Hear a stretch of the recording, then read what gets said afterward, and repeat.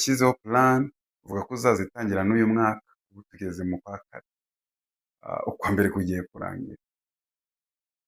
Ese uraza kubikora cyangwa urakomeza urenganye system, urenganye ekonomi y'igihugu, urenganye ababyeyi, urenganye inshuti, urenganye abavandimwe, ntabwo bagufashije, nta kintu bagukoreye, igihugu ntikidufasha, nyine urakomeza urenganye igihugu cyangwa uraza gufata inshingano responsibility, uraza gufata inshingano uvuga uti ibi ni ibyanjye ninjye ugomba kubishyira ku murongo, aha ni ahazaza hanjye, nta muntu uzita ku hazaza hanjye usibye njye. Ese uri tayari?